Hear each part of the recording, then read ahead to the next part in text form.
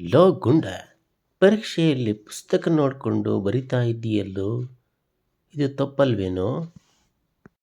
ಹೋಗಿ ಮೇಷ್ಟ್ರೆ, ನೀವು ಮಾತ್ರ ಪುಸ್ತಕ ನೋಡ್ಕೊಂಡು ಪಾಠ ಮಾಡ್ತೀರಾ? ನಾವು ಪುಸ್ತಕ ನೋಡಿ ಪರೀಕ್ಷೆ ಬರೆದ್ರೆ ತಪ್ಪೇನಿದೆ? ಲೇ ಚಿನ್ನಿ, ನಾನು ನೀನು ಶ್ರವಣಬೆಳಗೊಳಕ್ಕೆ ಹೋಗಿದ್ದವಲ್ಲ, ಆ ಪ್ಲೇಸ್ ಬಗ್ಗೆ ನೀನು ಏನು ಕಮೆಂಟ್ಸ್ ಮಾಡಲಿಲ್ಲಲ್ಲ, ಯಾಕೆ?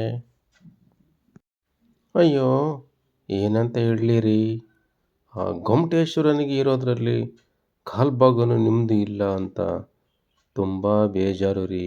ಅದಕ್ಕೆ ನಾನು ಏನೂ ಹೇಳಿಲ್ಲ ನಿಮಗೆ. ಮಗಳು ಜೀನ್ಸ್ ಬಟ್ಟೆ ತೊಟ್ಟರೆ ನನ್ನ ಮಗಳು ಮಾಡರ್ನ್ ಆಗಿ ಕಾಣಿಸುತ್ತಾಳೆ ಎನ್ನುತ್ತಾರೆ.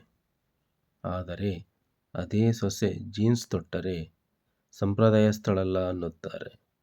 ಏನು ಕಾಲ ಗುರು ಇದು?